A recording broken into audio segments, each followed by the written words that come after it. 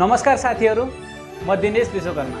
मैले आज तपाईको सामुन्ने यस्तो कथा ल्याएर आएको छु जुन कथा सुन्दा तपाईको शरीरमा काँडा त फुल्छ नै, आँखाको आँसु रोक्ने प्रयास गर्नुहोला।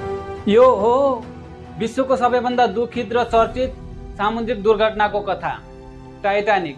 हो, टाइटानिक एउटा यस्तो जहाज जसलाई मान्छेहरूले अनसिकेबल भनेका थिए, यानकि कहिले डुब्नै नसक्ने जहाज। तर यसले आफ्नो पहिलो यात्रामा नै 1500 भन्दा बढी मानिसहरूको ज्यान लियो। यो केवल जहाजको कथा होइन, यो हो मानव घमण्ड, सपना र पीडाको मिश्रण। आउनुहोस्, आज हामी तपाईलाई लगेर जाँदैछौँ सन् 1912 को अप्रिल महिनातर्फ, जहाँबाट टाइटानिकले आफ्नो ऐतिहासिक यात्रा सुरु गर्दै थियो र गन्तव्यमा भने कहिले पनि पुग्ने छैन। 20औं शताब्दीको सुरुवातसँगै विश्वमा औद्योगिक क्रान्तिको लहर चलेको थियो, ठुला ठुला जहाजहरू बनाउने होड चलेको थियो र यसै बेला जन्मिएको थियो टाइटानिक। टाइटानिक बनाउने योजना ब्रिटेनको व्हाइट स्टार लाइन नामक कम्पनीले गरेको हो भने टाइटानिकको निर्माण हर्ल्यान्ड एन्ड वोल्फ नामक कम्पनीले गरेका हुन्। सन् 1909 मा काम सुरु भयो। करिब 3000 जना मजदुरहरूले दिन रात नभनी मेहनत गर्दै बनाएका थिए टाइटानिक। टाइटानिकको लम्बाइ करिब 882 फिट थियो। यसको ओजन 46000 टन थियो, जसमा 9वटा तला थिए र 16वटा वाटर टाइम कम्पार्टमेन्ट थिए, जसले यो जहाजलाई कहिले पनि डुब्न नसक्ने यानकि अनसिकेबल बनाउँछ भनिएको थियो। टाइटानिक बनाउन करिब $7.5 मिलियन लागेको थियो। आजको हिसाबमा अरबौं भएको मानिन्छ। तर यसमा रोचक कुरा के थियो भने धेरै मान्छेहरूले यो जहाजलाई ईश्वरले पनि डुबाउन सक्दैन भनेका थिए।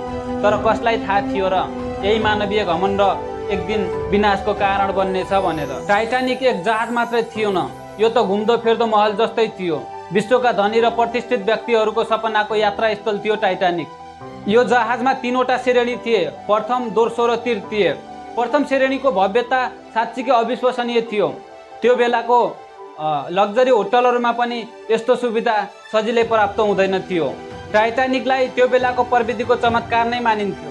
टाइटानिकमा 2वटा इन्जिन थिए, एउटा टर्बाइन र 4वटा धुवा छोड्ने चिम्नी थिए, जसले गर्दा टाइटानिकलाई 21 नट अर्थात् 40 किलोमिटरको स्पिडमा चल्न मद्दत गर्थ्यो।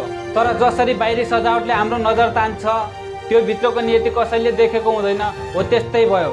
टाइटानिकको यो विलासित र यो विशालता केही दिनपछि पीडाको कथा बन्नेछ।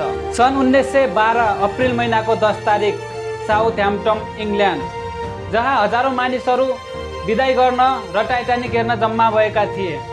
टाइटानिकको पहिलो यात्रा सुरु हुँदै थियो।